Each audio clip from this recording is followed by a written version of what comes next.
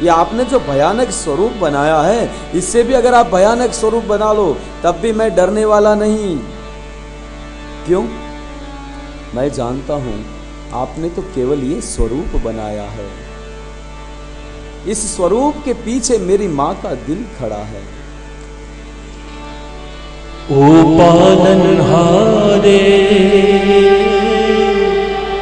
निर्गुण वो न्यारे, ओ पालनहारे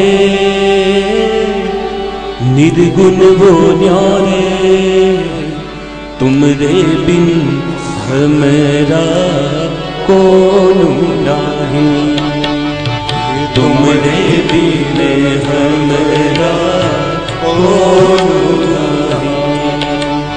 हमरी उलझन सुलझाओ भगवन, हमरी उलझन सुलझाओ भगवन, तुमरे बिन हमारा कौन नहीं, तुमरे बिन हमारा कौन नहीं।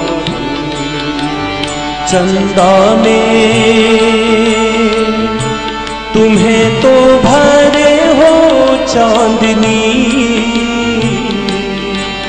सूरज में उजाला तुम्हीं से,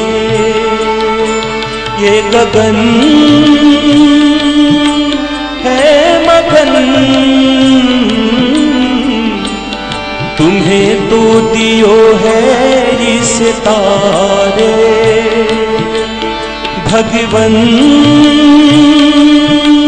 ये जीवन तुम ही ना सवारोगे तो क्या कोई सवारे। ओ पालनहारे निर्गुण वो न्यारे, तुमरे बिन हमरा कौन नहीं, तुमरे बिन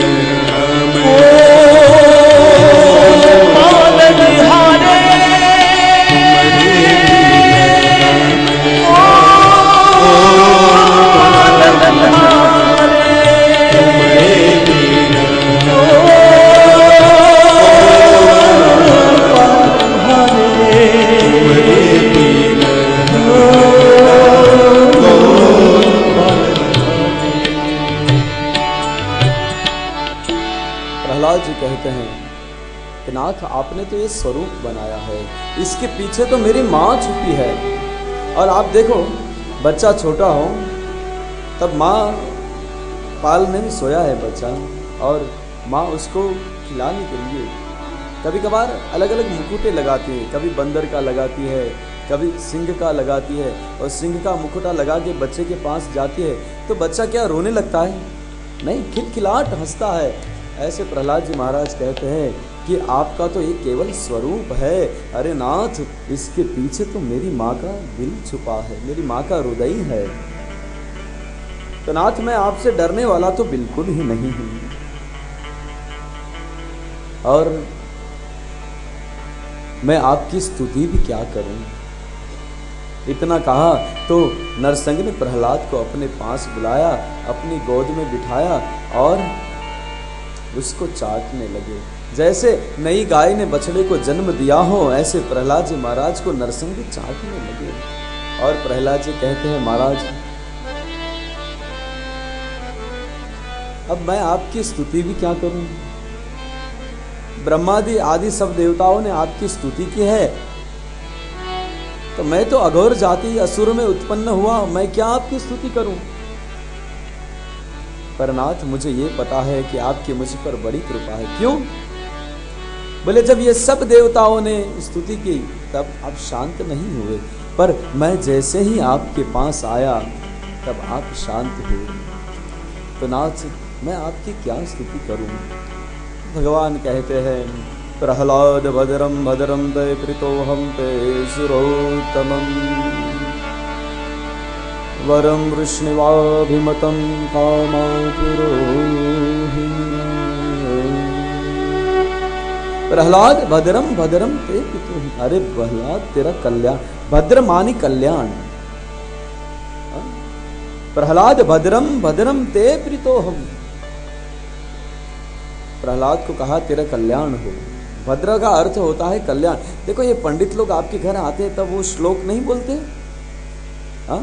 जब आपको टीका वगैरह लगाते हैं तब नहीं कहते ये भद्रम कर्णे शृणुयाम देवा भद्रम पश्येमाक्ष वीर्यत्राः स्थिरैरङ्गैः तुष्ट्वा गुसस्तनुं निर्वसे महिदे वहितं जदायु, बोलते ना। तो वो कहते हैं भद्रम कर्णे। भद्रम करने का अर्थ क्या होता है? भद्रम कर्णे बिहि शृणुयाम देवा, आपका कल्याण हो। कल्याण रूपी कर्णों से आप कल्याण रूपी भगवान का नाम का श्रवण कीजिए। भद्रम कर्णे बिहि शृणु, भगवान का नाम सुनिए। पूजा जो होगी उस पूजा को आप सुनकर ग्रहण कीजिए, ये अर्थ होता है। पर अपना तो क्या है, टीका लगा दिए, अपने पंडित जी को टीका लगा दिए, जय सिया राम, हो गई पूजा, क्या बात है। और पंडित जी से मिलने जाते हो तब भी क्या कहते हो, पंडित जी आइए ना एक छोटी सी पूजा करनी है। अरे भगवान की पूजा कभी छोटी होती है भला? मेरे ठाकुर को ऐसे बड़ी बड़ी चीजें नहीं चाहिए। एक पत्रम एक पुष्पम एक लोटा जल की धार, दयालु रीझ के देत है चंद्रमौली फलचार। क्या चाहिए उनको, थोड़ी ना ज्यादा चाहिए। पर एक महाराष्ट्र कास्ट में मैंने देखा है, वो कभी भी पूजा को छोटी नहीं कहते। करनी है भगवान सत्यनारायण की पूजा, 5 जन घर में बैठ के पूजा करेंगे, 2 बाजू वालों को बुलाएंगे, 11-12 जन बैठ के पूजा करेंगे। पर बोलेंगे क्या, पंडित जी को बोलने जाएंगे तब क्या कहेंगे, ओ महाराज आमच्या इकडे या ना जरा, आम्हाला सत्यनारायणची महापूजा करायची। क्या करना है? सत्यनारायण की महापूजा करनी है। पूजा कितनी भी करो पर पूजा महान ही होती है और बड़ी ही होती है। तो यहाँ प्रहलाद को कहा, प्रहलाद भद्रम भद्रम ते प्रीतो हम ते श्रोतम। कहने लगे प्रहलाद असुरों में सबसे श्रेष्ठ आप हो, मांगो क्या चाहिए। प्रहलाद कहने लगे कि भाई मांगे वो भक्त नहीं तो हमें कुछ नहीं चाहिए। भगवान कहने लगे अरे प्रहलाद मैं देने वाला हूं और तुझ पर आज कृपा करके कह रहा हूं, कुछ न कुछ मांग ले, जो चाहिए वो मांग ले, जितना चाहिए उतना मांग ले। प्रहलाद कहने लगा महाराज मुझे कुछ नहीं चाहिए। भगवान ने फिर कहा, तब प्रहलाद जी ने कहा कि अगर महाराज कुछ भी देना चाहते हो तब एक काम कीजिए। क्या? बोले अभी जिसको आपने मारा है ना, जिसका वध किया ना, वो मेरे पिताजी थे, ये शरीर मुझे उनसे मिला था, तो मैं ये चाहूंगा कि आप उनको मुक्ति दे, अच्छा ध्यान दे। भगवान कहने लगे कि प्रहलाद जिसके यहाँ तेरे जैसी संतान हो उसकी कभी अवगति हो ही नहीं सकती, उसको तो मुक्ति पहले से दे दी। पर जा, मैं तुझे वचन देता हूँ कि आज के बाद तेरे वंश में चाहे कितने भी बड़े पापी असुर हो जाए पर मैं किसी का वध नहीं करूँगा। और भगवान ने उनके बाद प्रहलाद जी को वचन देने के बाद किसी का वध नहीं किया। प्रहलाद जी के वंश में फिर बाणासुर हुए, बलि राजा हुए, बहुत सारे असुर हुए, भगवान ने सबको दंड दिया, कभी किसी का वध नहीं किया है। प्रहलाद जी ने फिर अच्छा राज्य किया, ऐसी कथा आई। और यहाँ लाकर सप्तम स्कंद को विराम देते हैं। आइए आप भी हम एक छोटी सी ठाकुर जी की धुन ले लें और ठाकुर जी को याद कर ले, क्योंकि आज ठाकुर जी आने वाले हैं ना। हाँ, क्या फिर मीठे रस से भरोई गा लेते है ना, तब ठाकुर जी को आने में मजा आ जावे। आइए हो जाए मीठे रस। मीठो रस से भरोरी राधा रानी लागे, महारानी लागे, मन कारो कारो जमुना जीरो पानी लागे। मीठे रस से भरोरी राधा रानी लागे, राधा रानी लागे, मन कारो कारो जमुना जीरो पानी लागे। मीठो रस से भरोरी राधा महारानी लागे, मन प्यारो कारो जमुना जीरो पानी लागे। मीठ रस से भरोड़ी राधा रानी लागे, श्री राम रानी लागे, मन कारो कारो यमुना जीरो पानी लागे। अरे यमुना जी तो कारी कारी राधा गोरी गोरी, यमुना जी तो कारी कारी राधा गोरी गोरी।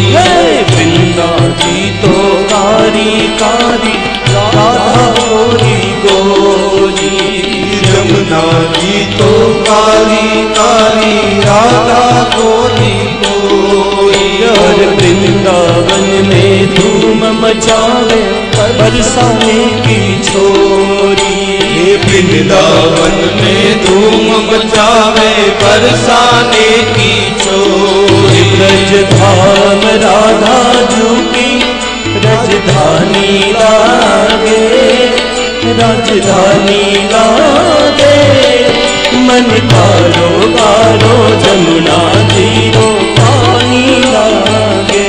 ये ब्रज धाम राधा की राजधानी लागे, राजधानी लागे, मन कारो कारो यमुना